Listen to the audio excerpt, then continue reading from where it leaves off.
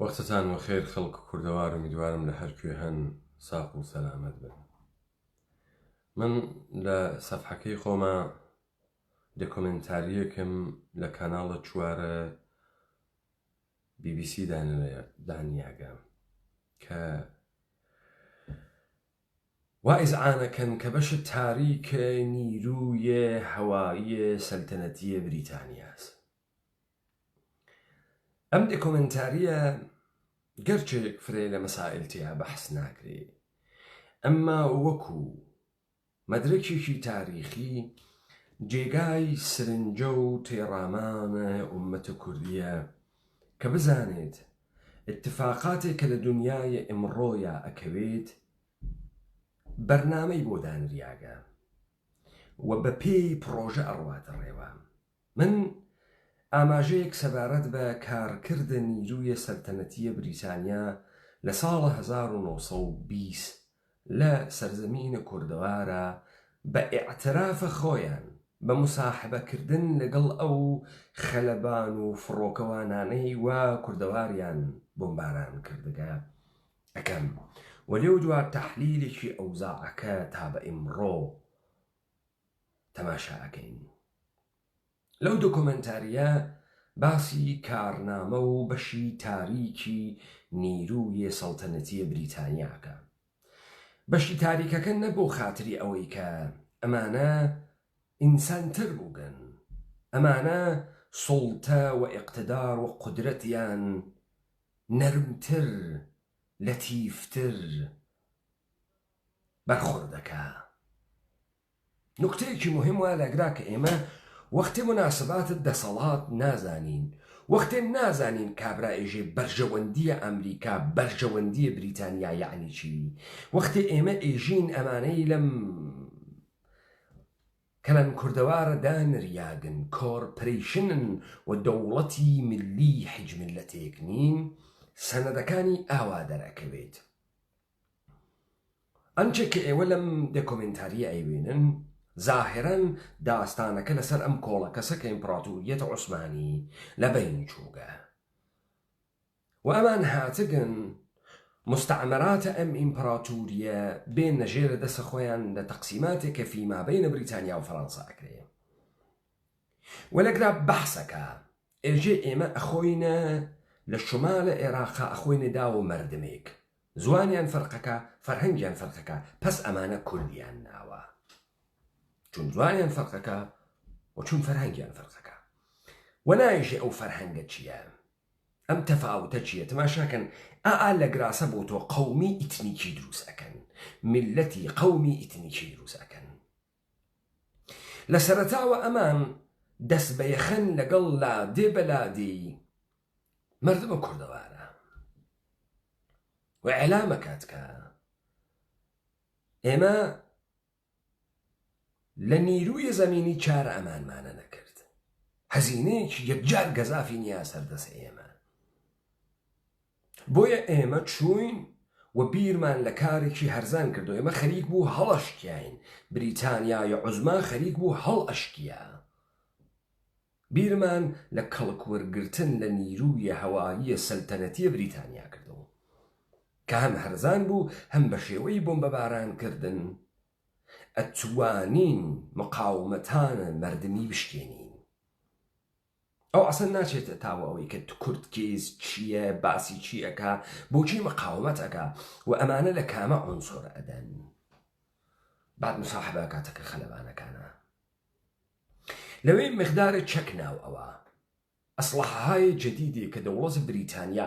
مەخسووسەن بۆ کورد دروستیەکە، لەوانە بومبی ئاگر دروستکەر، بومبی نەپاڵ و بومبی فۆسفۆری.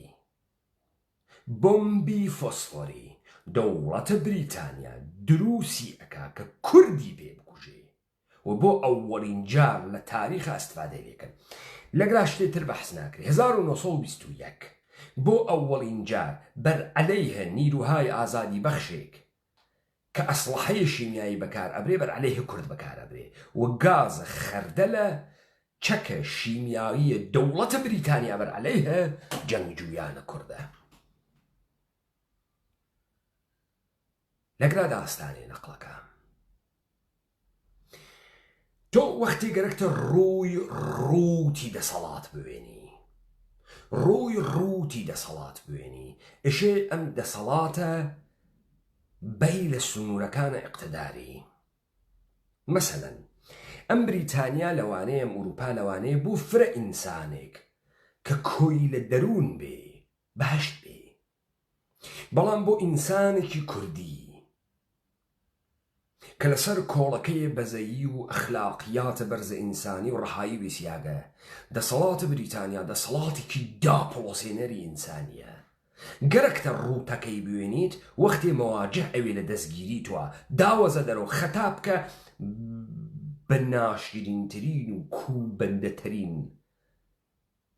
وەج ڕوبەڕوو دەونەوە ئەتاڕن ئەتکوژن لەبینت ئەوە نابودت ئەکەن تەحتناوە بەرهەمزەنەندەی ئەمنیەتە عمومی تۆ گەرەکتە ڕووتی ئەم دەسەڵاتە بوێنیت ئەو جار ئێشێ ئەم دەسەڵاتە دەمامەکەکەی لابەی ئێستا من نەقڵێک لە فیلمەکە ئەەکەم لەو دۆکۆمنتاریی کە دامنیاگەوە ئومیدوارم یارانە ڕاپەڕین ئەو دۆکۆمنتە هەڵی بگرن با بمێنێتەوە ئەژێت ئێمە ڕۆژێ 10 تۆن بۆممان ئەڕژان بەسەر لادیەکانە 10 تۆن بۆمب لەبەرەوەی لادیەکان کولەن تەختکەین ئەمە هەمان سیاسەتەکە لە وەزیرستانە هەندی شایکەن کە ئێستا بەشێ لە پاکستانە کە پەشتووەکانی واتیە چون ئیندامەیە و دۆکۆمنتریە ڕاتە وەزیرستان بەس دەوڵەتی بریتانیا بۆ ئەوەڵین بار هێندێک چەک تایبەت بە کورد دروستەکە بۆ کوشتنە کورد خەلەبانەکە ژێت خەڵک دەرەچوو ئێمە بومبایەکی ترمان بەکارە ورد کە بە قەوڵە ئێوە تەوقیتی بوو یعنی دێرتر ئەتەقیوە 24 ساعت لێو دووە ئەتەقیوە خەڵک ڕۆژانە ئەڕووی ئەشکەوتەکان شەوانە ئەهاتۆ ناوە لادێکانە خۆی ئەو وەختە خەڵک ئەهاتۆ بەیانەکەی بۆ بەکە ئەتەقیوە پێیانە قاورای خەلەبان پێیەکەنی ژێ خەڵکیشی ئەکوش کاورای خەلەبانە ئینگلیسی وا بەلایەوە زۆر مەزنە سیاستەتە نابودکردنە لادێکان بۆ خاترەوەی مەعیشەتە مەردم لەبین بچێت و کۆچاندنیان و لە هەمان کاتدا کوشتنە ژن و مناڵ لە دەستورە کارە دەوڵەت بریتانیاست کە ژن و مناڵە کورد بکوژن کە لەودا ئیشارە کات خودە ئاغای وینستۆن چەرچیلێ کە وەزیرە هەوائیە نیروی هەوای بریتانیاست دەستور و فەرمانەم کارادات لەو دووە وەزیرە نیروی هەوایی فەرماندەی نیروی هەوایی بریتانیا لە عێراق خەتاب قەرارەداژی ئەم جۆرە ژن و مناڵ کوشتنە ئەگەر ئاشکار بێ زەربە لە ئیقتیدار ئیمپراتۆریەتە دەوڵەتە مەلەکەی فەخیمە ئەدات ڕەشەکوژی قات و قڕکردن ژن و مناڵ کوشتن دەوڵەتە بریتانیا لە سەرزەمینە کوردەواراییکە حتا خەلەبانەکە بەحسەکە خەلەبانەکە ئێژێ ئێمە مەشیایە لادیەکانە کوردمان بکوتایە وەکو ئەو جۆرەی کە ئێژێت بین لە دەرەقنی ئەوە بماندەیە لە دەرەقنیان تا فێرە civilized behave بوون کورد فێرە ڕەفتارە متەمەدنانە بوێت ئەمەی کە ئەمڕۆ پێژن ڕەفتارە متەمەدنانە ئیمتدادە ئەو بەرخۆردەسە کوردبوونا متەمەدنە لە نەزەرە کاورای بریتانیایی وەکە ئێشێ تۆن بۆم بکا بە سەریابی کوژێت چون کورد ئیجازە نادات ببێ بە کۆیلەی کەس ئیجازە نادا کە ئەربابێک بێ بەسەری و حکوومەت بکە ئیجازە نادا حیجبیانێک بێت پەلامارە وەتەنی بە و بە ئینقیادی دەربێ ئیستە ئاغایە دەوڵەتە بریتانیا بە دانە بۆمبە ناپاڵم و فۆسفۆری و گازە خەردەل لە لادەکانە کوردەوارە و لە شارە سلێمانیە ها بە شوێنە چیوە ها بە شوێنەوەی کە تۆ بە عینوانە کورد وەختی تەسلیم ئەویت نۆکەری قبوڵ ئەەکەی سەرزەمینت ئەدەی لە نەزەر دەوڵەتە بریتانیا تۆ ڕەفتارە متەمەدنانە ئەەکەی بەڵام تۆ بێ پەلامارە لەندەن بدە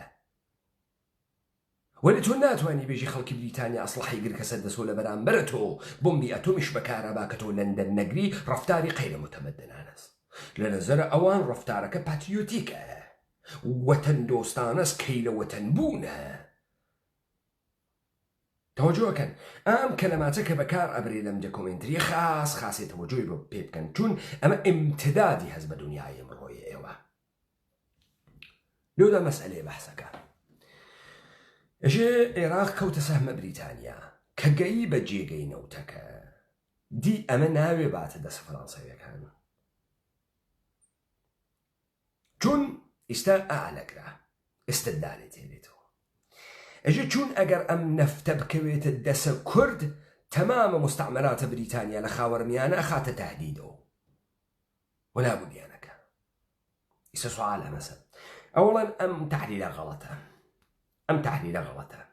کورد بە نەوت تهدیدە بریتانیا نییە یەک عنسوڕ وا لە کووردا کە تهدیدە بریتانیاست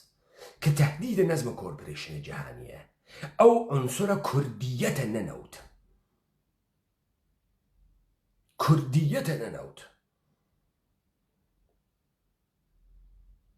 و بریتانیا لەگرا ئیشارێتەوە و بەحسی ناکە وەلێ ئێژێ ئەگەر ئەم کووردە ئەم نەوتێ بوێت تەمامە مستعمراتە ئێمە خاتە خەتەرەوە ئەمە سوالە گەورە ئەمەسە تۆ فکر ئەەکەی ئەرتەشە بریتانیا و وەختی بمب ئەدا لە کورد و کورد ئەکوژێت بۆ خاتری ئەوسە کوردەوار بکاتە سەرزەمینە بریتانیا بیکات و سنوورەکانە بریتانیا نا بریتانیا و کوردە خەریکە ئەکوژێ بۆ مەلەک فەیساڵ بۆ دەست نیشاندەیە کۆرپۆرێشنیە بونگاهە معامەڵاتی حاڵیتان بوو ئەو ئەم کوردە ئەکوژێ بۆ دروستکردنە عێراق ئەو ئەم کوردە ئەخەسێنێ بۆ دروستکردنە عێراق ئەو ئەم کوردە ئەخاتە بەرە انتخابە قات و قڕی یا کۆرپۆرێشنی عێراقی کامیان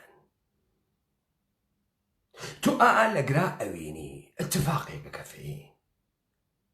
ئەم بۆمبە وەسەرە هیچ عەرەبێ ناکەوی وەسەرە هیچ فارسێ ناکەوی بەڵام بۆمبە فۆسفۆر و ناپاڵم و خەردەڵ بۆ کورد بەکارەبرێ یانێ تۆ ئوسوولان فارسەکرد نییە بەڵام سوال لە خۆت بکە بۆ ئەم بۆمبە فقط ئیشی لە کورد بدرێ ئەم بۆمبارانە سیستەماتیکە فقط لە کووردا ئەکرێت و بعد لە وەزیرستانە هندوستانە کە ئەکاتە پەشتوونەکان بۆ ئەم بۆمبە نادا لە هیچ عەرەبێک بۆ ئەمانە ناترسن کە عەرەبەکان چای نەفتە عەرەبستان و کوێیت و عێراقیان بوێت و مستعمرات و دەوڵەتە بریتانیا بخەنە خەتەرەوە چ واقعیەتی وا لە پشتە ئەمە کە ئەمانە ئەیشارنەوە کە ئەمانە دەستکاری ئەکەن چ واقعیەتی وا لە پشتیە ئەی چۆن ئەمانە ئستدلال ئەکەن ئێژن ئەگەر نەوت لە دەستی کورداوێ خاوەرمیانە خاتە خەتەرەوە بەڵام چۆن ئەگەر نەوت لە دەستی عەرەباوێ بەڕێژە لە کورد گەورەترە بەڕێژە جەمعیەتی فرەترە خاکی بیشتری وارە دەسا چۆن ئەگەر بەرمینە نەوتەکان لە ژێری دەستی ئەوانە بن و ئەوان مەلەک بن و پادشا بن و پادشای سعودی و پادشای عێراق و ئوردنی هاشمی بن ناتوانن تهدید بن بۆ دەوڵەتە بریتانیا لەگراسە کە تۆیشی دقت بکەی تۆشی خۆت سوال بکەی دەوڵەتە بریتانیا بۆ کورد ئەکوژێ لەبەر خاتری ئەوەی کە عنسوڕە کوردیەت لە بین بووە و فاسدی بکە بۆ کۆرپۆرێشن عێراقی ئەو کورد ئەکوژە کە عێراق متەوەلدکە ئەو کوردی کوشت و کوردیەتی کوشت کە ئێرانی متەوەلد کرد ئەو کوردیەتی کوشت فارسی دروست کرد ئێران و کوورش خامەنشی دروست کرد دای لە بەلوچەکان دای لە لۆڕەکان دای لە جاف و گۆران و کەلهڕ و دای لە گشتیان دای لە لەک و دای لە گیلەکی و دای لە مازەنی و دای لە گشتیان دەوڵەتە بریتانیا بۆ خاتری ئەوەی کە کۆرپۆرێشنە ئێرانی دروستکە دای لە عنصر کوردیەت، عنصر ڕەهایی، عنصر یاخیگەری، عنصر بەزەیی، بە معنای ئەخلاقیەکەی، نە بە معنای ئەوەی کە ئێوە لێی تێگەن بە ناوی تەرەحم، بەو معنا ئەخلاقە کوردیەی کە ئێمە تەعریفمان کردگەسەوە. دەی بۆ یەکێ نایەت بێژێت سیاسەتەکانە پەکەکە لە ڕاستای نابودکردنە لادیەکانە ئێمە لە کوردەوارە لە فاصڵەی ساڵە 90 تا ساڵە 98 12,000 لادیان لەبین برد تبقى ئامارە خودە دەوڵەتە تورکیە. وە سەرڕێژی جەمعیەتیان خستە ناوی ئیستانبوڵ و ئەزمیر و ئەدەناو. ئەمە کامەکار بوو. لە داستانەکەی وەزیرستانە هەر لەم دکومنتریە ئێژێ ئێمە سیاسەتە گەزەر و تێڵامان بەکار برد. گەزەرمان ئەدا بە سەرانی قەبایل و عەشایر، پارە پولمان پێیانەدا تا زەمانێک کە سڵح بوێت. بە مەحزی ئەترازیان تێڵاکەمان بەرزە کردو بۆیان. نیروی هەوایە بریتانیامان هاورد. تۆ ئێشێ لەناوە سۆڵحاوی سۆڵح تەکەکی تەکە کاورایەتی هەڵدریاگە ئستعمارگەرە بێشەرەفێک کە هەزاران کیلومتر قاچی خسکەزە ناوی سەرزەمینی مردم و خەریکی تاڵان و ڕاماڵینە مردمە دەست لە کوشتنە ژن و مناڵیش هەڵناگرێ هەر جنایەتی ئەکات. بەڵام ئمڕۆ بۆ تۆ بووبنە نەمادە تەمەدونە بەشەری متەمەدنن، تەمەدونێ کە لەسەر جنایەت و چەپاوەڵ و جەردەیی و ئینسان کوشتن و ڕاماڵین و تەوتە ئەدانەریاگە. تۆ بەمە ئیژی تەمەدون. مجەسەمەکەی وینستۆن چرچیلیشی لەبەر پارلەمان دانیاگە. هەزاران هەزار کورد وا لە ناوی ئەم بریتانیا یەکی جورئەتینەوە بڕواوەقەی مجەسەمەکەی شعارێ بنووسێ بیکێشێتە خوار فڕێداتە تایمز. نا تۆ نافەهمی ئەمفال کێ کردی؟ تۆ فکرەکەی ئوروپا عاشقە کوردە، حەز بە کوردەکە و قنە خڕەگلی لا ئەکا و پەکەکەت بۆ ساپۆرتەکە. نازانی پەکەکە هەر ئەو سیاسەتەسە. وا ساڵە 1920 بریتانیا بەکاریەوە بەرعەلەیهی ئێمە. عنسورە کوردیەت ئەکوژێت، شێوەی ژیانمان ئەگۆڕێت، لادیەکان و محەلە ژیانمان لەبین ئەوات، شێوەی تەولیدمان لەبین ئەوە. هەر ئەو جۆرەی کە لە وەزیرستانە کردی بەرعەلەیهە پەشتووەکان هەر ئیمڕۆ ئەو کارە ئیدامە پێیاکە. تۆ ناوێنیت بەناو لەشکرە بریتانیا بۆمبارانە عەرەب بکە، ناوێنی بۆمبارانە تورک بکە، نییە، نەمەوجودە. بۆمبارانە فارس بکە چون نەمەوجودە، نەمانە دروست کریاگەن. فقط بۆمبارانی کوورد دەکرێت لەم ڕۆژهەڵاتی نێوەڕاستە. فقط ئەم چەکانە بەرعەلەیهە کوردیەت بەکارە برێت، بەرعەلەیهە هیچ کەسێکی تر بەکار نابرێت. ئەوجا تۆ لە خۆدێشە سوعالکەی 3 شەهریوەری 1320 ئەرتەشە ڕزاخان،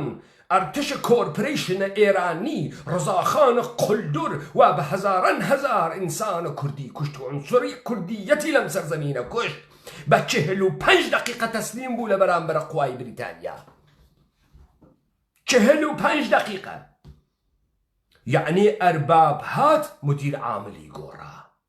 ئەرباب هات مدیر عاملی گۆڕا. تۆ خەڵەتەکەی داناچی گەوا باوک. یعنی نیروەکانی 3 شەهریوەر داوەزین لە بوشەرە ڕزاخان تەسلیم بوو، حەسەن عەلیە مەنسوور تەسلیم بوو. بێ بچۆ تۆڕەهاتی بوێنە. دەی چۆن دەوڵەتە بریتانیا بۆمبە ناپاڵم و فۆسفۆری بەسەر ئەمانانەدا؟ چون استقلال کۆرپۆرێشن دانەریاو. لۆدا محەممەد عەلیە فروغی وتی ئەمانە تێن و ئەمانە ئەچن و حەوائج خۆیان بەرتەرەف ئەکەن و ئێمە هەر ئەمێنینەوە. ڕاستەکە کۆرپۆرێشنە ئێرانی هەر ماگەسۆ ئەمێنێتۆ. ئەمە مڵکە تەڵقە ئەمانەسە، ئەم سەرزەمینە بووگە بە مڵکە ئەمانە، ئەمانەی کە عناسورە سڵتەی جەهانین هەر وەختێ مەیلیان بێتێن کارەکە ئەکەن، مدیر عامڵەکە ئەگۆڕن، مدیر عامڵێ تردانین. کارێکی نییە. ئەمە بۆ ناوێت و سوعال لە ئێوە. بەڵام قەڵای ڕواندز ئێشێ ڕۆژێ 10 تۆن بۆمب بکرێ بە ملیا.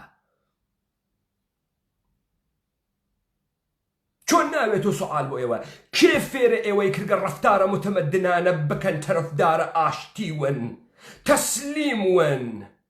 کێ فێرە ئەوەی کردگە نادیا مۆراد بوون جایزەی تەجاوزە سۆڵحی پێ بدەن ئەمە ئەو مۆدەلەسەوە ئەوروپا لە تۆگەرەکی ستوفرکەگەی ئەوروپا حەز بە کوردەکە نا حەز بە کوردەکە خەلەبانەکەیژێ ئایا ئێمە لە کوشتنە کورد خۆشحاڵ بووین خۆی سوالەکە لە خۆیەکە ئایا ئێمە کوشتنە ژن و مناڵە کورد خۆشحاڵ بووین نەبووین هیچ کەس لە کوشتنە کورد خۆشحاڵ نییە یەکێکی تریان ئێژێت وا ئێژە مەشایە کوردمان فێر ڕەفتارە متەمەدنانە بکردایە بەبووم ئێژێ بە منتەقەی بارزان و حرەکەتمانە کرد پەروازمانە کرد سێ چواردانە کوردە فەقیر بە هەنێک گوێ درێژ و بەو شاخە خەریک و نەهاتن یاڕۆی پاڵە دەسم دانیە بەرە مسەلسەل کوشتنی فرە پێم ناخۆش بوو ئاخر من لەناوە کوردەکانە ژیا بووم ئینسانایەکی فرەخاس بووم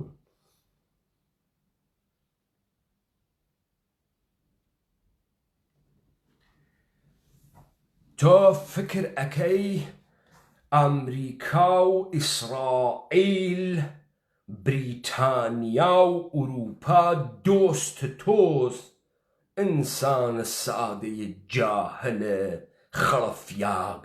بە 100 ساڵ بەرنامەوە ئەو بەرنامەی وە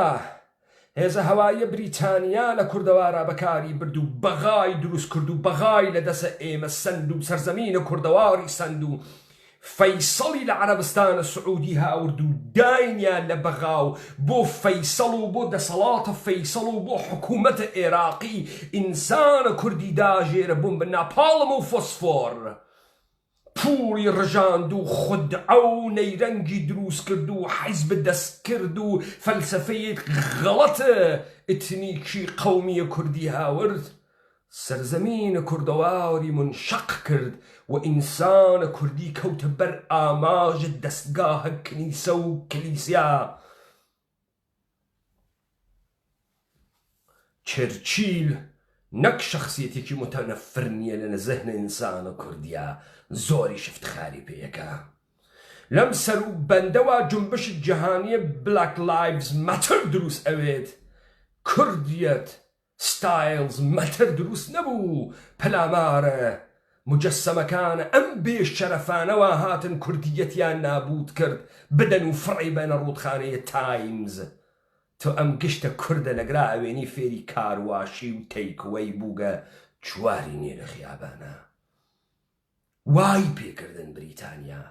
نظام سڵتەی جەهانی وای بە کورد کرد ئیستا ئەنفاڵ سەدام حسێن کردی سەدام حسێن ئەنفالی کرد لادێکانە کوردەواری نابود کرد و ئینسانە کوردی چاڵ کرد لە بەینی برد بیابان لەسەر بیابان سەحرا لەسەر سەحرای دروست کرد ئێستا ئەمە سەدام حسێن بوو وای کرد ئەمە عەلیە خامنەئیە خەڵکی کوردەوار ئەوە بەرەو بێخیرەتی بەرەو لەشفرۆشی بەرەو توریزم و ئستیقباڵ لە توریزم و نەبوونە نان و کوشتنە مەقاومەت کێ فێرتانی کرد قینتان بێ لە خیرەت و خوەتان کێ فێرتانی کرد قینتان بێ لە عنسوڕ کوردیەتە وجودی خۆتان بیخەسێنن بیکە لە دەمە قۆپان لە پێتان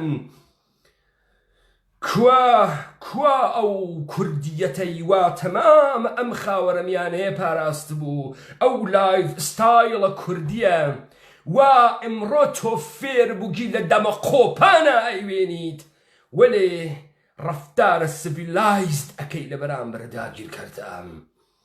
نەوەکو ئەژدادت دەست بۆیتە بڕنەوە و دەست بۆیتە تیر و کەوان و نە تۆ گوڵە سوورە گریتە دەست و لەچە سوورەکەی خۆت با ئەدەی تەرەفدارە لابردنە تەبعیزە سەلیقەیە جنسی هەموو سۆکشواڵەتی بۆت فرە مهمە ئەمە پێژن سیڤیلایزد بیهیڤ ئەم پێژن ڕەفتارە متەمەدنانە بەڵام ئەو بریتانیایە وا بمبی بەسەر ژن و کەنیشکە کووردا ڕژاند ئەوە جۆری بەحسەکات ئنگاری ئەدایە ئەحترام ئەکا بەو کوردیەتە بەو کوردیەتەی کە ئەوی مەجبور کرد ڕواڵەتە قێزەوەنە بێشەرەفە نادروسە گەوادانەی خۆی لە بەرامبەرە ئەو ملەتە وا لە مەیدانە شەڕا شەڕی ئەکرد و لە ڕۆژە ڕۆشنیشە هیچ تەنەفورێک و هیچ جنایەتێ لە وجودیان نەبوو، نا تۆپاندنەوە خەلەبانانە کارێکی نەبوو. تۆ فکرەکەی ئەوەی وا هات حەشت و شەعبی ناو بوو، کەرکووکی برد و یەکێتی بە زاهر چۆڵی کرد و پارتی قوچاندی. شکستە ئێمە بوو، خیانەت بوو، یا بەرنامەیەکی متەداومی 100 ساڵەس لە دروستکردنی عنسوری خەسیاگی کوردی. ئیجازە بە تۆ نادەن تۆ قەبارەت بڕاتە خوارەوە، ئیجازە بە تۆ نادەن تۆ بەغات بێریتۆ، ئیجازە بە تۆ نادەن تۆ ڕەچەڵەکە خۆت بدۆزیتۆ. تۆ ئێشێ بەژێر چاڵەنەوتەکانەوە وێڵبی پێت وابێ کێشەی تۆ چاڵەنەوتە. ئەی بۆ لە عەرەبستان کێشە چاڵەنەوت نەبوو، ئەی بۆ لە مەسجدی سولەیمانە کێشە چاڵەنەوت نەبوو. کێشە چاڵەنەوت نییە، کێشە عنسر و کوردیەتە تۆز. وا دەوڵەتە فەخیمەیە بریتانیا شانسی هاورگە دەسی گەیگە بە هەواپەیما تازە. و ئەم دەفعە کە تێتە ئەوێ بە وەهمێکە ئینسان لە هەواپەیمایی گرێت و نەیدیگە تا ئیستە. ئەژێ ڕۆڵەکانی دەرسیم چاویان نەکەوتبوو بە هەواپەیما، لە تاوە هەواپەیما هەڵاتبوون دابوویانە شاخەکانەوە، هەڕەشیانە کرد لە هەواپەیماکە ئەیان و ئێوارە ئەنیشی بە قەیدارێکۆ خۆ. پێیان وابوو پەلەوەرە، پێیان وابوو ئێوارەکی لەسەر دارێکە ئەخەفێ، نەیاندی.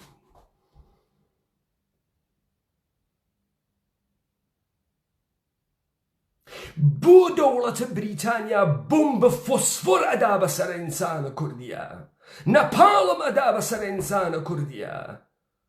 بەڵام بەسەر کۆرپۆرێشنە ئێرانیە نایدات.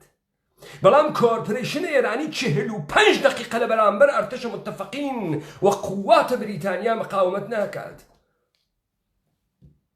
ئەو لە بوشەهرۆدا ئەوەزێ و لە مەشهەد و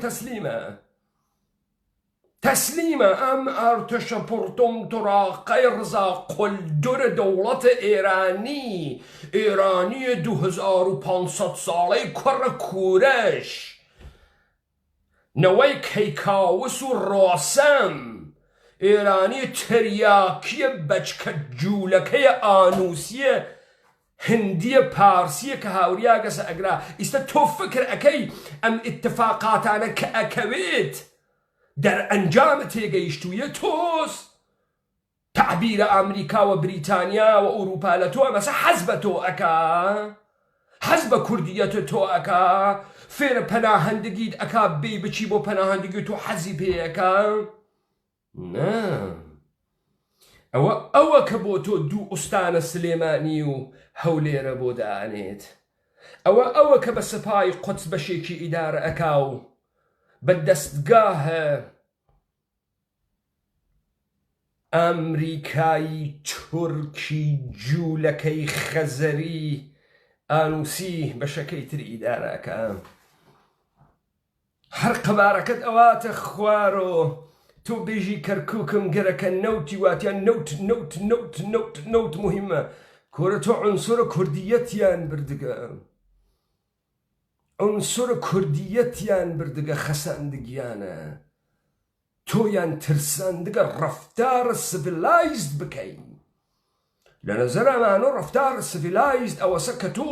هاتن تەجاوزت پێ بکەن، تعدای جنسیت پێ بکەن، شۆرتەکە داگری مقاومەت نەکەی تا لەزەت بۆی. ئەمە ڕەفتارە متەمەدنانەس.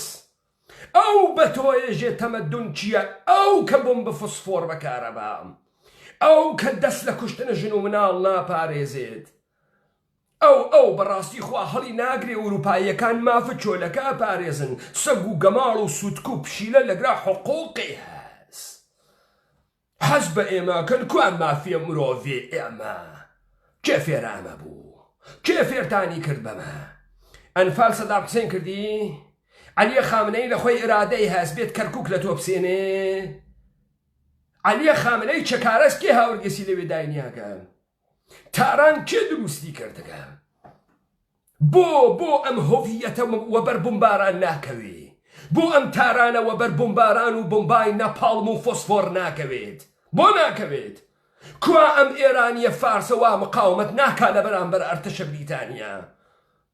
کوا ئەم ناسیۆنەلیزمە ئێرانیە ئاریایە ناتوانێت لە بەرامبەری ئەرتەشی بریتانیا مقاومەت کە یەک لادێ لە ڕوان دزاوێسێ لە بەرامبەریان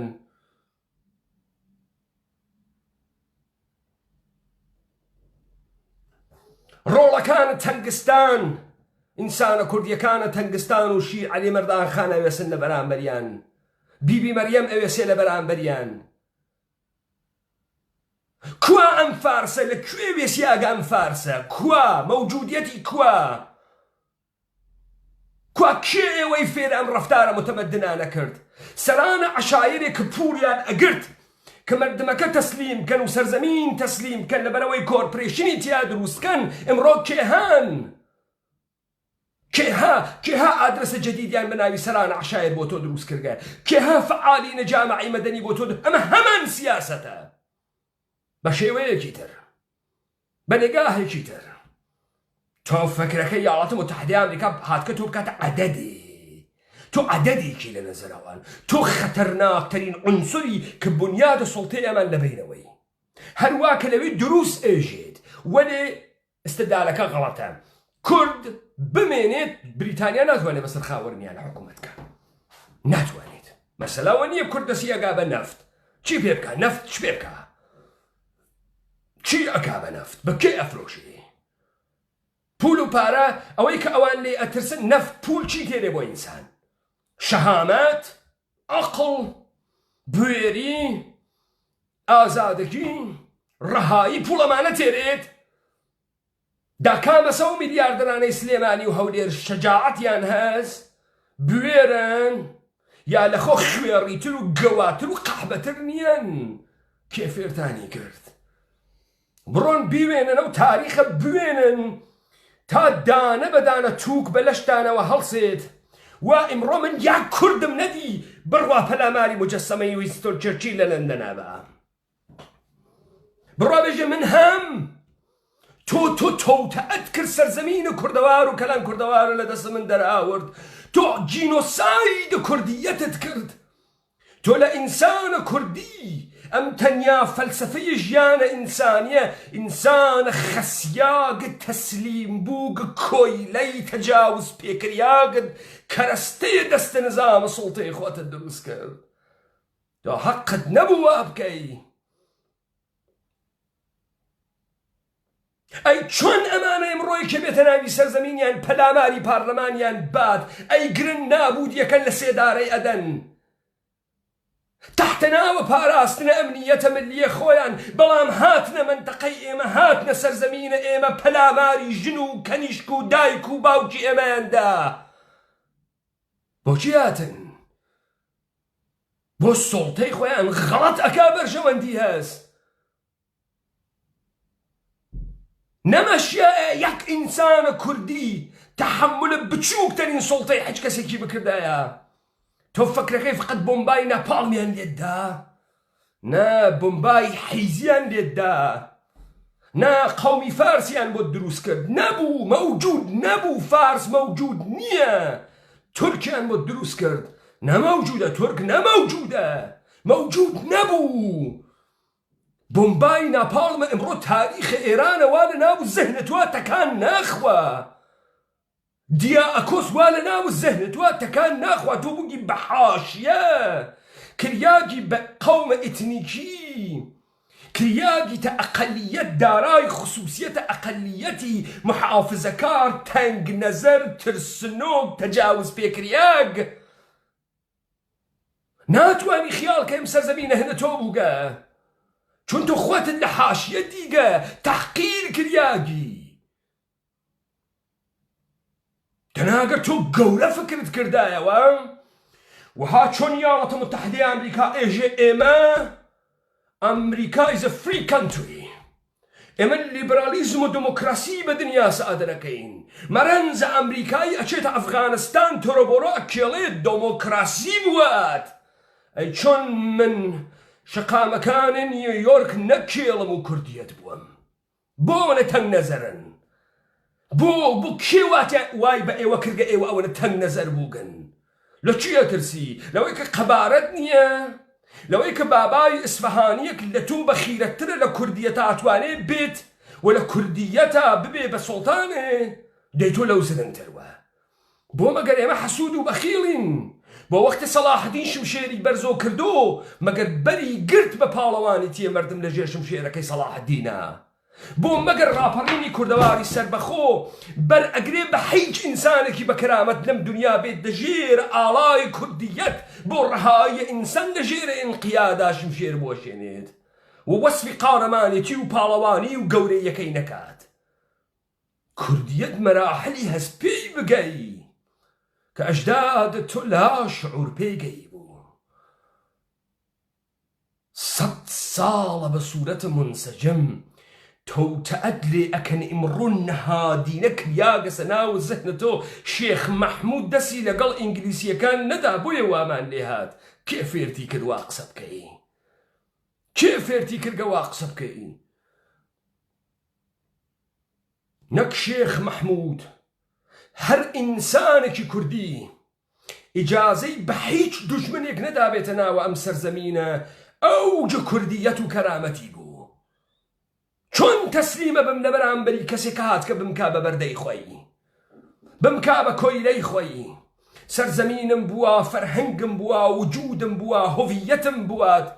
کێ فێریتە کێ ئێوەی فێر کرد قینتان بێ لە خۆتان کێ ئێوەی فێر کرد بە خۆتان بێژن وەحشی کێ ئێوەی فێر کرد بێژن ئێوە هیچتان نییە کێ ئێوەی فێر کرد تۆ ئەحساسە حقارەت لە خۆت بکەی کێ ئێوەی فێر کرد تۆ تف لە غیرەت خۆت بکەی کێ ئێوەی فێر کرد بەجێی مەردانگی و ئازادی بچیت چۆلەکە بفڕێنی و داوای مافە هۆمۆسێکشواڵەتی بکەی کێ فێرتی کرد خۆت پێیگەیت تۆ خۆت پێیگەیت کێ فێری کردی و 2 متر باڵا و مترێ ناوشانەوە وەختی قسەکەی ئێژی نێرە مووکی قسەکەی زاتم نییە قسە بکەی کێ فێری کردی لاڵ بووی نەتوانی قسە بکەی عەقڵە نەوێت کێ تۆی وا ئەحمەق کردگە لەم دنیا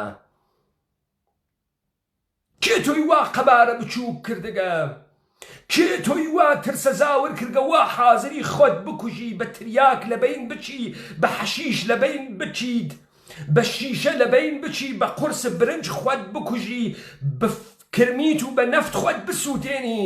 بەڵام هاوار نەکەی من ئینسانێکم و تۆ حەقت نییە لەم سەرزەمینە منابووی تۆ کێ هاوردەکتی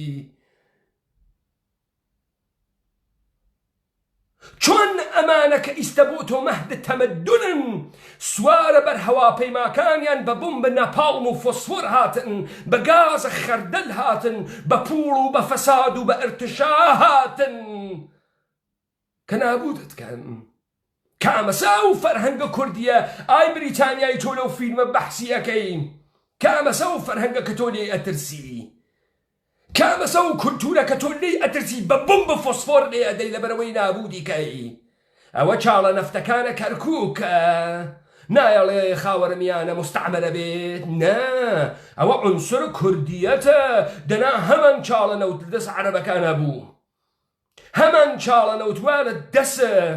ملەتە ساختە شودەی فارسیە کە معلوم نییە کێس و تەهدید بۆ تۆ نەبوو چۆن بوو کە ئەم نەوتە لە دەسە کورد بێ ئەوێت تۆ تەهدید ئەوە بۆمبای ناپاڵم ئەوە فڕۆکە ئەم نەفتە یاوە عنسورێ تر بوو تۆ لێی وەکو سەگ ئەترسیایی ئەوە عنسورێ بوو کە نە بە ئینقیادە تۆ دەرئەهات نە بە ئینزەباتە تۆ دەرئەهات ناچووە قاڵە بە ئەدیانە کەسیفە جوولەکەیە تۆ ناچووە ئەو قاڵەوە تۆ امتداد ئەم سیاسەتە وێنی تۆ چاوەڕوانی وڵاتە متحدەی ئەمریکا ڕزگارەکە ئیسرائیل پشتتە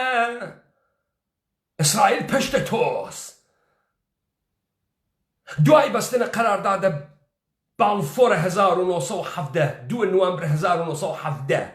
ناگەهان 1920 دەوڵەتە بریتانیا بە نیرویە هەوایە سەلتەنەتی بە ئاخرین قدرەت و چەنگەفزارهای جدید کوردکوژی تێتە منسەی زوهور و لەبەرەوەی ئیسرائیل و زەمینەی زوهورە دەوڵەتە ئیسرائیل بە نابودیە ئومەتە کوردی بکات. وتۆ ئەمە نازانی نە ئەمە تۆتە نییە بەرعلەی ئینسانە کوردی. مشتە تەجاوز پێکریاگە جەواسیسە دەستگاهە کلیسا و کنیسە و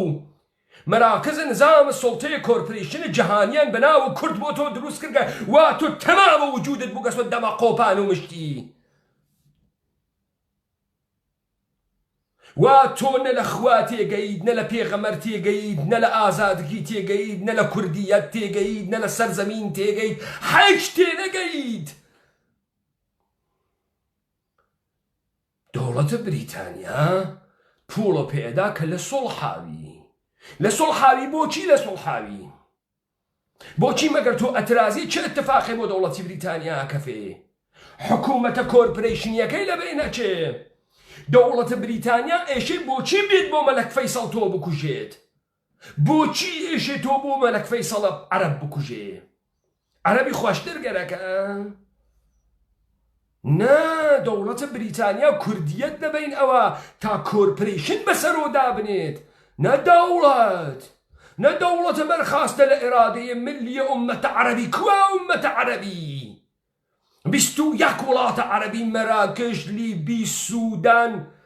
سۆمالی، کوێیت، عێراق، سووریە، ئوردن، لوبنان، قەتەر، ئێمارات، بەحرین، یەمەن. ئەمانە گشتی مەگەر ئومەتە عەرەبی نین. کوا دەوڵەتە ئومەتە عەرەبی بەرخاستە لە ئێرادەیە ناسیۆنالیزمە عەرەب؟ مشتی کۆرپۆرەیشنە خاندانە وابەستە بە تاریخارەکانە فرەمەیسنەری و دەستگاهە کنیسە و کلیسای نظام سڵتەی جەهانی وا هاتن کوردیەتیان کوشت دەگرا. ئەمڕۆ ئومەتە کوردی لە سلێمانیە و سلێمانی قارەمانە و هەولێرە و ڕواندزە ئومەتە کوردی ێژێ موچە خیاڵی نافڕێ بۆ بەغایوا لە بەینچووا لە ژێرت دەسە هەشت و شەعبیە سپاح و قودسە جوولەکەیان وسی. ئەم سەرزەمینە کوردەوارە چووە ژێربارە دەوڵەتی یەهود. تۆ نافەهمی بۆ لێتیاندا لە خۆت سوعال ناکەی بۆ ڕواندز ئێشێ بدەنە بەرە بۆمب ناپاڵم و بۆمب فۆسفۆر، بەڵام ئیستانبوڵ بۆمب ناپاڵمی لێ نادەن، تاران بۆمب فۆسفۆری لێ نادەن، گازە خەردەری لێ نادەن، چون خۆیان دروستیان کردگە. چون ئەمە نە دەوڵەتێکە کە لەسەر ئێرادەی میلەتێکی واقعی دروست کریاوێت. ئەمە برانچە بیزنسە حاڵیتە، ئەمە شعبەی کاسبیە حاڵیتە لە گرادانریاگە، و ئەمە سەرزەمینە ئێمە زوا نابود کریاگە وەچووگە، و ئەمە ماهیەت و هویەتە ئینسانیە ئێمە زوا 100 ساڵە لێ ئەدەن. ئەمڕۆ ئینسانە کوردی قێز ئەکا لە گەورەیە خوای، قێز ئەکا لە غیرەتە خوای، قێز ئەکا لە مەردانگیە خوای، قێز ئەکا لە ماهیەتە کوردیە خوای، وەخۆی ئێژێ بەڕبەڕ بەدەوی دوا کەوتەگ، وەخۆی ئێژێ وەحشی تەف لە خوای ئەکا تا خۆی بکاتە مەرکەزە توریزمە جەهان، قەحبە سادرکا بە دنیا، نادیا مراد ببێ بە هەیکەلی. بەڵام تۆ ناوە حیچ قارەمانێکی کوردی و ئەو ئسکاتڕانانەی دەوڵەتە بریتانیای مەلەکەی فەخیمە لە بەینی بردن نایناسیت. تۆ سەنجەرخانە نەڕان ناناسی،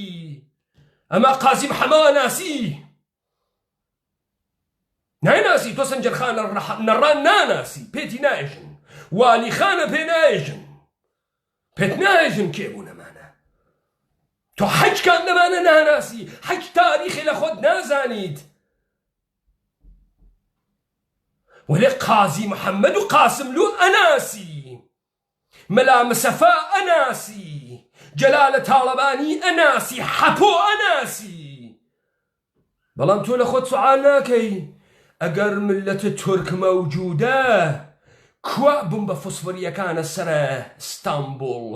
بۆ بۆمبی فۆسفۆر بۆ ئێمە دروست ئەکرێ، بۆ ئێمە،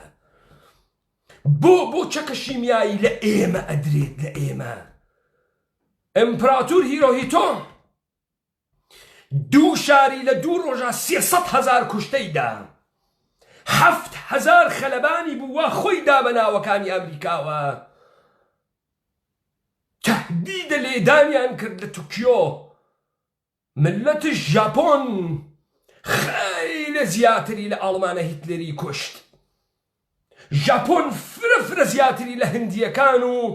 لە خەڵکە ئاسیای جنوب شەرقی بە مەلایەنی لە چین کوشت خەیلە زیاتر لە یەهودیەکان و ئاڵمان ئێژن کوشتی کێ ئەم ئاڵمانەی بەرزۆ کردو کێ فووی کرد لە مەزڵومیەتە جوولەکە کێ کردی وەلە نەیان هێشت ئێمە وەکو ملەتی ژاپۆن 10,000مان خۆی با بە بنکەکانە قودرەتە ئەمانۆ کووە تۆ دووربینەوەیتە لای هەر کەسێ لەم حەلیمە کوردستانێژێ ئێمە شەهیدماندا کووە شەهیددات کووە دات لە قەبارەی ملەتێکا تۆ شەهیددا بۆ درۆ ئەەکەی بڕۆ ئامارم حیزبانە بگرن ناکاتە 30,000 نەفەر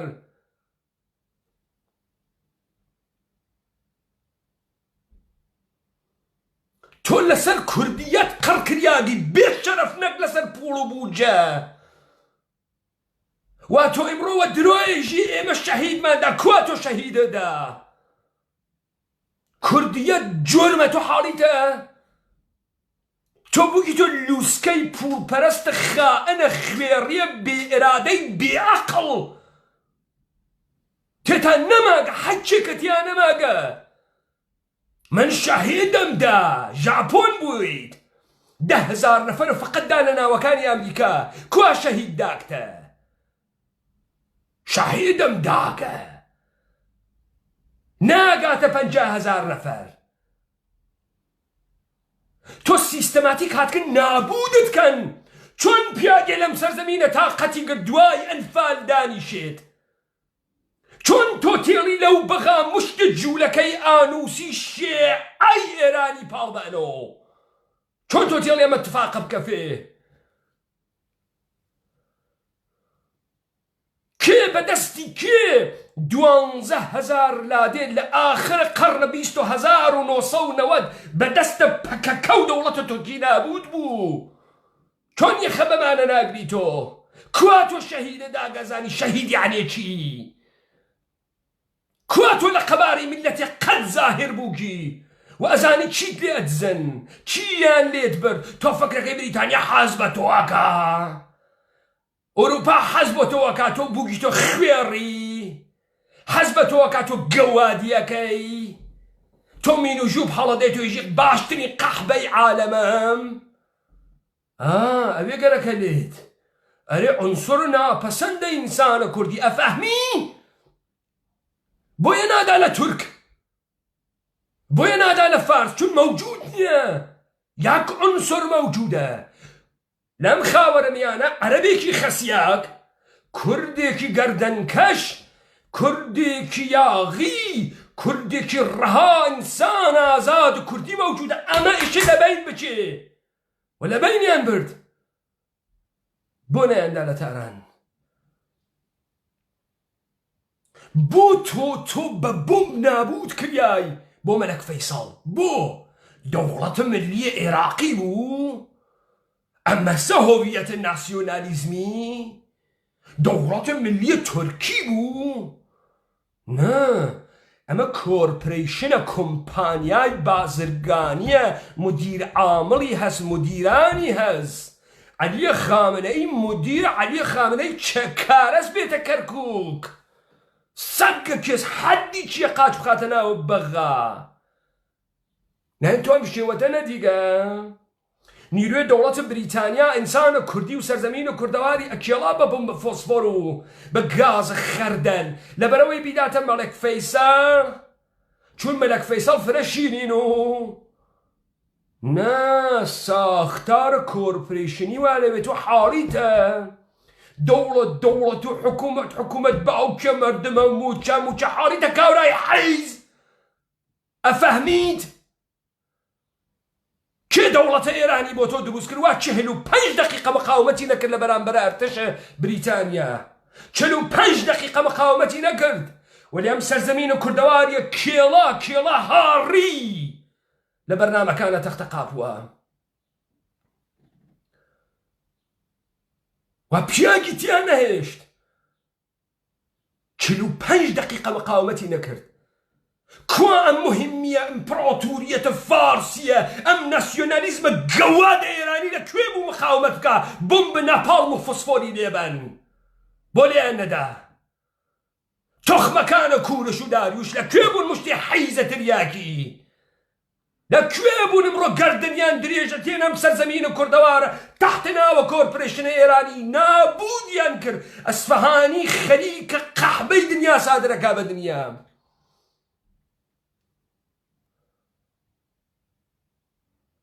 و ئاخرین سەرزەمینە مقاوم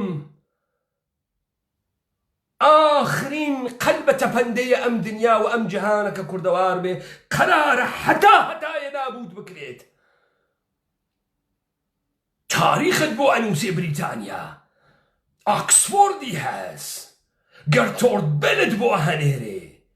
حقوق بەشەرە بۆ دروست ئەکا نظامە سوڵتەت بۆ تعریف ئەکاتۆ هەنجارت بۆ دانێت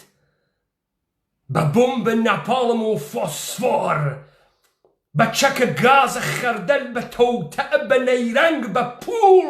بە فەساد بە سکس بە ئەلکۆل بە مەواد مخەدر حاڵی تەبراکەم ئەمە ئەقڵە تۆ نیەوە لە ناو زەهنتوە تۆ شەهیدە نەداگە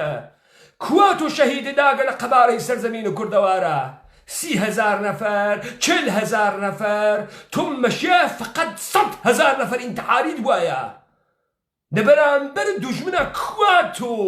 تۆ ئەنیکتە شەڕ بکەی ئەجداد ئێمە لە مەواجهەی ئەوەڵە ڕوبەڕوو بوون بە تەوتەئە نابود کردیان و ئەو تەوتەئە ئیدامەی بوو لەسەر یەک ئیدامەی بوو 3 نەسڵ 4 نەسڵت بە دەستگاهە ئاموزش و پەروەرشە ئەمانە پەروەردە کرد ئێرانیەت و عێراقیەت و تورکیەت و سووری بوون کریا زەهن ئەم ئومەتە کوردیە ئەم سەرزەمین ئەم ئومەتە کوردیە قبوڵی کرد ئەمانە دەوڵەت میلەتن هەن و دنیا وا بووگە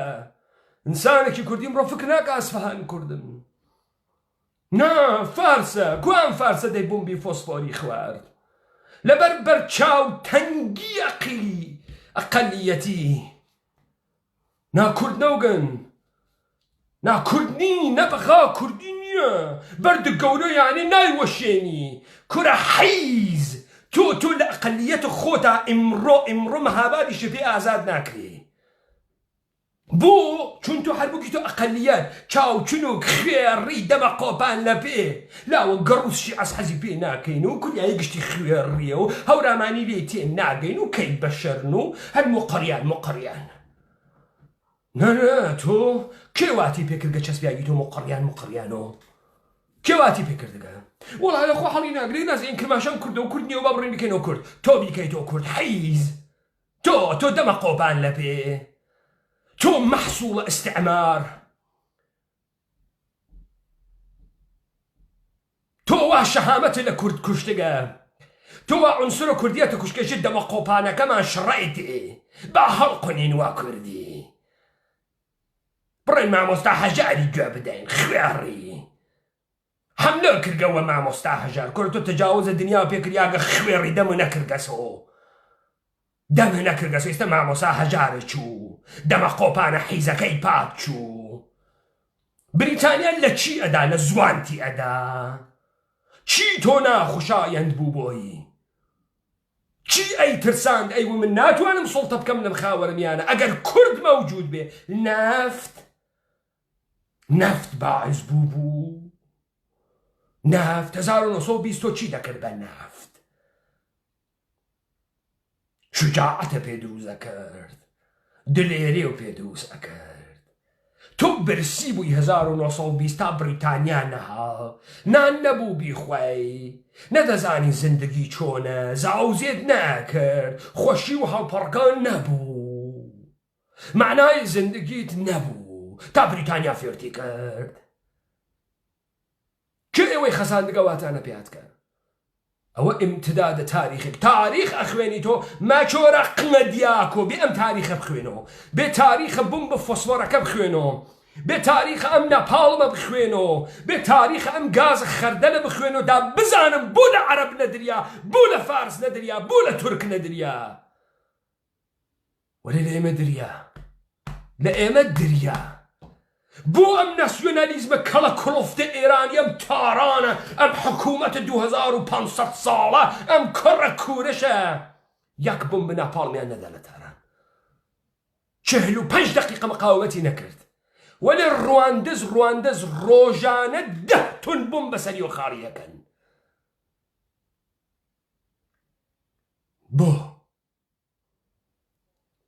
بۆ لە خۆت ناپرسی کێ مەلەک فەیسەڵی هاوردیە بەغایی ئێمە بەردە گەورە نیشانەی نەوەشاندنە کورە بەردە حیز نیشانەی حیزیەتیە گەوا باوک وا تۆ ئیدارەی ماڵەکەی خۆت داتوانی بکەی بەڵێ یاڵەتە متحدەی ئەمریکا ئەمڕۆ لەسەر زەمین جێگەی ناوێتەوە ڕۆ مارس بگرێت تەواو دنیا گەرەکێ بکە بە ئامریکایی بە مەکدۆناڵد و بە موزیک و بە هالیوود و بە قەحبەی هالیوودە سلێبریتی و بە لیبرالیزم و بە دموکراسی و بە مەرێنزە ئامریکایی گەرەکێ دنیا بکەوە ئامریکایی خوێڕی من هەمەدانە خۆم و بەلوچستانە خۆم و مازندەرانە خۆم و ئەم منتەقە حتا کەنارەکانە دەریای مەدیتەرانە و ئەستەمبوڵ و خۆم و دەمەشقە خۆم چۆن ناتوانم بگرمەوە گەوا باوک چۆن ناتوانم بیگرمەوە چاریان ناکەین تۆ کەی ئامادە بوویت شەڕکەی و چاریانە نەکرد کەی ئەقڵە بوو شەڕکەی و چاریانە نەکرد کەی توانیت لە ماڵە خۆیانە تەهدیدیان کەی کەی توانیت دەست بخەیتە بینە قاقای تۆ شەهیدە داگە وەڵا ئێمە شەهیدمان داگە حکومەت و بچینانمان ناداتێ تۆ شەهیدە داگە درۆزن تۆ بە عینوانە ملەت شەهیدە داگە کوا لەکوێ بووی لە کەرکووکانە بووی کوا ئیستە بۆ ناڕۆیتە بەغا بۆ لەژێر قاچە سپای قودسە دەوڵەتە جوولەکەیان و سیوێسیایی قسە ناکەی کێ فەعالە جامەعەی مەدەنی بۆ تۆ دروستەکە تۆ تفکەی لە خۆت دێ کوردبوون یعنی چی یعنی دەمە قۆپان یعنی فەرهەنگ یعنی دەمە قۆپان یعنی خەیچە گیان بەلەنجە مەم کۆڵانەوە پەنجە یعنی ئەوە کوردیەت یعنی ئەوە یعنی دەوڵەتم بریتانیا بۆم بە ناپاڵمیدا لە مەم کۆڵانە بە پەنجە خەیچە گیان بەلەنجە وتی حەقە نییە 30 متر پارچە بەی و خۆتۆ و دەمە قۆپانە کوردی و لە ئەو خواهڕی ناگری و پارچەی فرە مەسرفەکەی دەخۆ حەزیە کرد بە دەمە قۆپانە کوردی دەخۆ ژنێ کوردوە 10 متر پارچە کۆ ناوێت و دانەی ئینگلیسی سەرتای قنی و 9 متر پارچە تێت کامیان بۆ مەسرفگەرایی خاستە بوو دەمە قۆپانە لە خەتەرا بوو زمانە لە خەتەرا بوو زەمان تۆ کوردیەتە لە خەتەرا بوو حاڵیتە ئەوەی تۆ ئیمڕۆ فڕەت داگە پێی ئێژی وەحشیگەری ئەوە کوردیەتە ئەوە سەوا لە ناوی مردمە میناپۆلیسا هەڵەسێ ئەژە پۆلیسمان نەگەرەکە وەلی بە تۆ بە مخەیلت ناگونجێت تۆ ئیسە بگیرت دەمە قۆپان تەواوە هەیکەڵت دەمە قۆپانە تەواوە هەیکەڵ هەڵپەڕکەی کوردیە هەڵپەڕکەی کوردی حەیزبازی ناوی خیابان کوان حەیزەکان وا لە تەزاحورات پەکەکە لە ئوروپا هاتنە دەرەوە کوان پەلامارە مجەسەمەکەی چرچیل بن بۆ نایدەن بۆ ئوروپا وا لە پشتە پەکەکە ئەزانی بۆ لەبەرەوەی زیاتر بتخەسێنێ زیاتر بتکاتۆ قەحبە زیاتر کوردیەت لەبین بچێ زیاتر نابود بووی پەکەکە سپاهە قودس حاڵیت بوو تۆ ئەمە ئەفەهمی یا نافەهمی مەڕۆ قمە دیاکەوە شوێنە زەردوشتا مەگەڕێ بێ بچۆ ئەم تاریخ ئەم سەردەمە بزانە چیان پێت کردگەتۆ تۆ ئارەنەنگەز تۆ دوژمن ئەناسی تۆ خیرەت وا لە وجود تا خیرەتەتی ئەماگە تێتا نەماگە یەک پرسیار تا ئیستە لە خۆت نەکرد بۆ ڕواندز بۆم بە ناپاڵم و فسفۆری بۆ دروست ئەکەن بیدەن لە کوردەوار بەڵام نایدەن لە شارە دەستکردەکانە خۆیان لەم کوردەواری ئێمە نايدن لە تاران، نايدن لە ئەسەمۆڵ، نايدن لە بەغا. ئێمە دەستمان لەسەری گشتی هەڵگرت، دەستمان لەسەری گشتی هەڵگرت. بووگینۆمە شتێ دەما قۆپان لە پێی تەجاوز پێکردیاگە چاوەڕێی کەرەمە ئیسرائیل لە حەیز و ئەمریکای گەواد و دەوڵەتە بێشەرەفە بریتانیا. دێمە لە حیزیمانە خۆ لە گەورەیمان نییە خۆ، دەیخۆ ئەمە ئێمە نیین قسە ئەەکەین، دەیخۆ ئەجدادە ئێمە بووە تەفی تێمانە کرد. ئەجدادە ئێمە شاید سادە بوون، شاید دنیایان چاو پێ نەکەوت و شاید نەیانزانی تەوتە ئەچۆن تێتە ژوورۆ، سادە بوون وەلی عنسورە کوردیەتەکەیان تیا بوو، نەیانزانی لە دنیا چه اتفاقی کەفتگە. ئێمڕۆ ئەجدادە ئێمە زێنێک بێتەوە ئێمە بێنێت تەفمان تێ ناکە، ئێمە شەهیدمان داگە بەرێنە دار و بەردە ئەم کوردەوارە لەسەر عنسوور کوردیەت بوو بە فیشەک چوو بە چاوە دوژمناوتی من ناو بە کۆی لەی تۆ. بچۆ بزان چیان کرد بە پەشتووەکان لە وەزیرستانە. مەهاتما گاندی هات مبارزاتە بدونە خشونەت لادێ لە وەزیرستانە نەما پاکیان کردو. با ئەو وەسفە مەردمەکە ئەقلی وایە نابودیانی ئەکرد. چواردانە هەواپەیمای خوێڕی و بۆمبە ناپاڵم تۆش نابود و ئەکرد پەلامارە دەدا لە جێگەی خۆیان. بەغات لێ فەتح کرد، پایگای هەواپەیماکانە لێ فەتح کرد، ئیستەشە توانی ئەم کارە بکەی. بەڵام ئیرادەکە نەماگە، ئیرادەکە کوژیاگە، کوردیەتەکە لە بین چووگە. بۆیە کاوراوە 2 متر باڵا 1 متر ناوشان بە قیافەیەکی کوردی وەختی دەمەکاتەوە ئیژی گەیەکی ناوی خیابانەکانی ئوروپاس. لوس ناسک بێئەقڵ، بێئەقڵ، ئەحمەق لە خیابانە ئێژێ پارتی وەکێتی دزن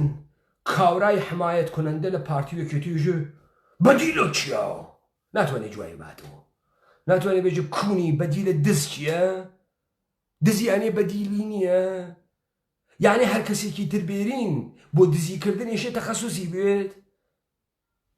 ناتوانێ جواب باتەوە، ئەقڵی نەماگە، واوە سەر ناو گەڕی وە ئەقڵی وە. کورد خۆ نییە، دەمە قۆپان لە پێیەکی ئەحمەقە، کورد نییە خۆ. لێ بپرسە دەوڵەتە بریتانیا بۆ بۆمبارانە ئومەت کوردیەکە بۆیکە بۆ نادا لە تاران مستەمبوو، بۆ مەلەک فەیسەڵ حازر ئەم کارە بکە. مەلەک فەیسەڵ کێ بوو؟ ناکەوێ ئەمە دەوڵەتە عێراق نییە، ئەمە کۆمپانیە عێراقە، دووخەرانیەکە کەوت، ئەمە کۆمپانی عێراقە. ئەو نایە بۆ فەخر و مەجد و تەختخاوە گەرمە مەلەک فەیساڵ مردم بداتە دەمە تۆپ و بۆمب و فۆسفۆر بیهاڕێ بە چەکە شیمیایی بیکوژێ لەبەرەوەی مەلەک فەیساڵ سەکس زەبدەری بکا لە ناوە تەختەکەیە. نا کۆمپانیای دانیاگە هەتایە بیدۆشێ تۆ ئەفەهمی ئەمە. ئیستا ئەزانی ئەم ڕزاخانە گەردەن کەشە تۆخمە کورشە ناسیۆنالیزمە ئیرانی چۆ ئیران مەبا تەنمەن مەبا کوڕە ڕاستەم ئەم تەجاوز پێکریاگە 45 دقیقە مقاومەتی نەکرد لە بەرامبەر ئەرتەشە بریتانیا. 45 دقیقە من خۆم بە تەنیایی لە بەرامبەری سپای ئەمریکا 4 سەعات مقاومەتەکەم.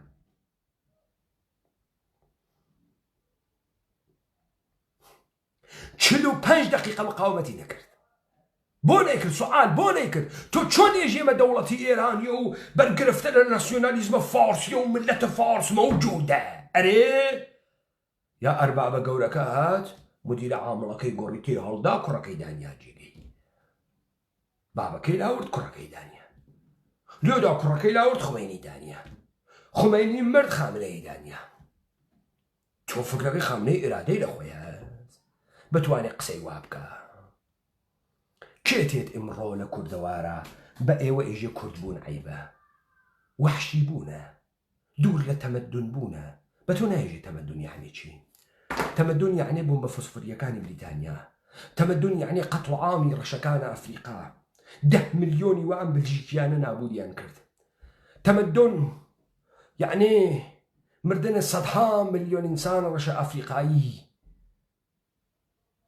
بەدەست پێس چەرمەگە تاڵان کەرە جنایەتکار. چۆن ئەوانە نەخۆشی ڕۆحی ڕەوانیان نەبووم جنایەتیانە کرد؟ سادیسمیان نەبوو، نەخۆش نەبوو. کاورای حیز واتۆ ئیمڕۆ بە ناوە سادیسم و پانەڕۆیا و ئەمانە قسەکەی. ئەو ئوروپایانەوە ئیستعماریان کرد و تەجاوزیان ئەکرد بە مردم و مردمیان ئەکوڵاند و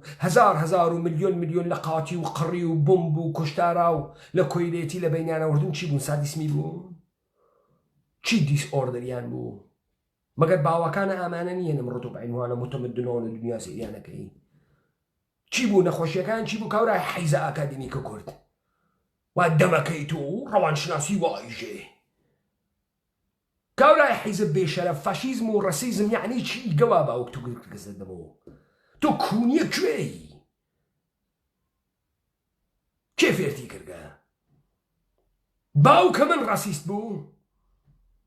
باوکە من فاشیست بوو؟ کێ تاوانە فاشیزم و ڕەسیزم ئەدات؟ کێدا؟ ئێستا باجەکەی ئەدا مردمە لەندەن؟ مردمە واشنگتۆن باجەکەی ئەدات؟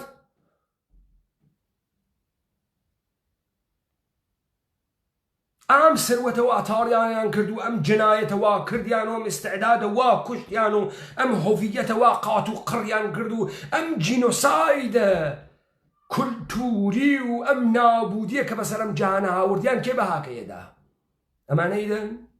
ئەم متەمەدنانە وا تۆ شێتیان بووگی؟ مەیمون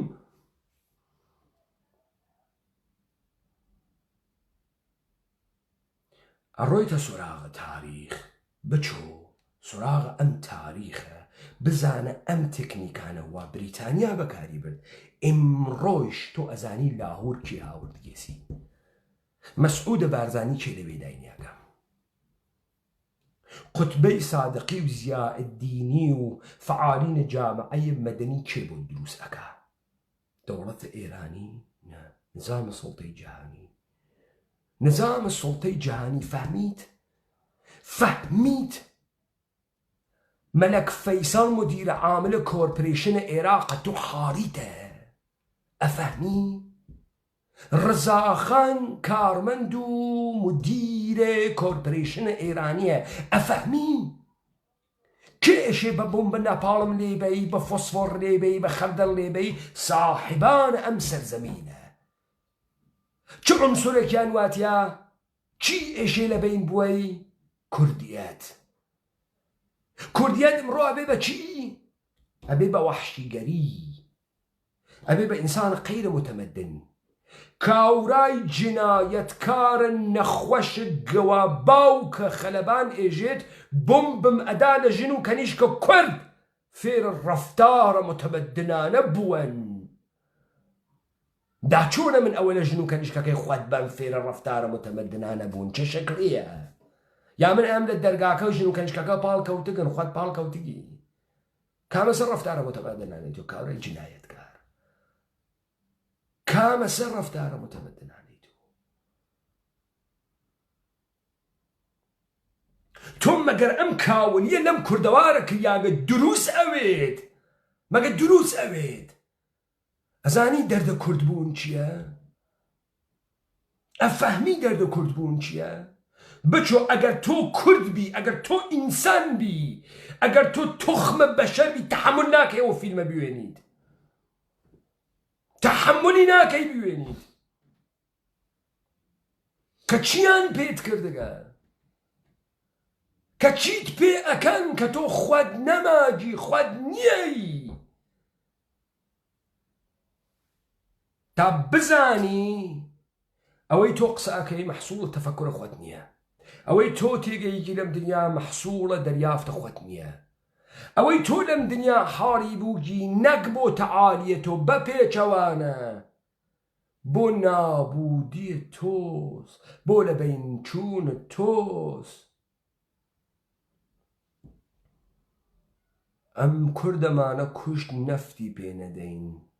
بعد تۆ فکرە کرد بارزانی ڕفراندەمەوە بۆ کە کەرکووکەوە تێرێتەوە ئەو ئیمتیازاتە وا دریا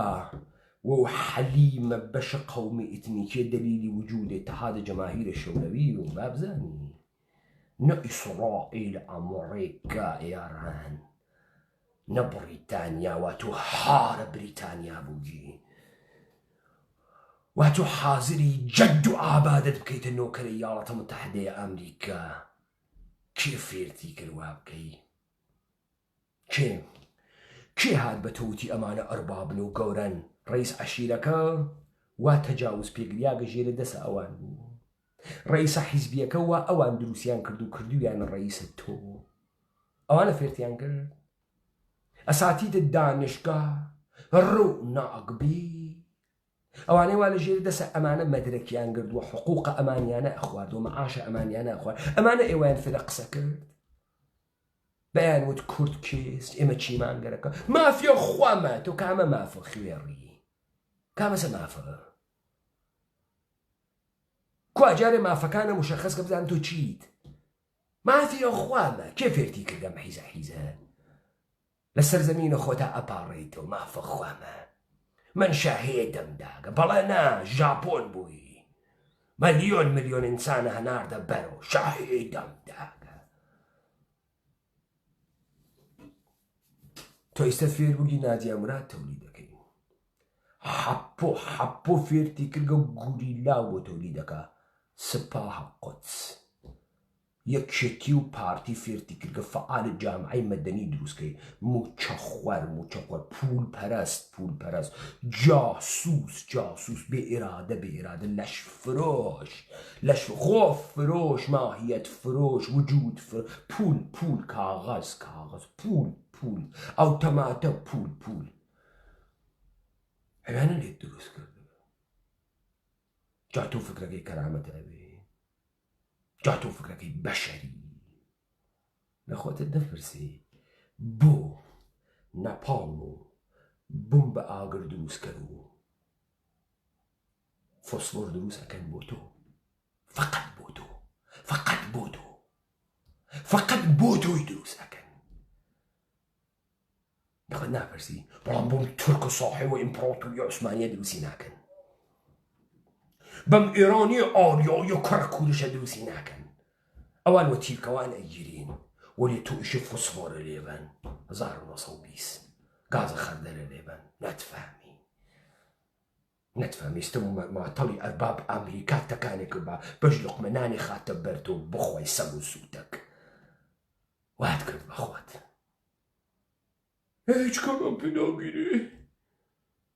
هیچ کەمان پێ ناگیری شەهیدمان داوە تۆ شەهیدە داوە تۆ بێجگە لە حیزی حیجێترە کردگە شەهیدە داگە کامەسە شەهیدە تۆ دووربێ نزیکیان کەسیەکەی تۆ شەهیدی داگە سەهمی گەرەکە خەڵەوادە شەهیدە دەی بۆ حاڵە واسە دەی بۆ ئیستە دەم ناکەی تۆ دەی بۆ ئیستە دوو شەهیدە تەڕ نادەی شەهیدەم داگە و درۆ مشتێ تەواهوم و درۆ خریاگە سەناوە ئێمە ئەم وەزنیەتە فەسادێشی کۆبیوتەوە ڕاپەڕینەمە کۆکاتەوە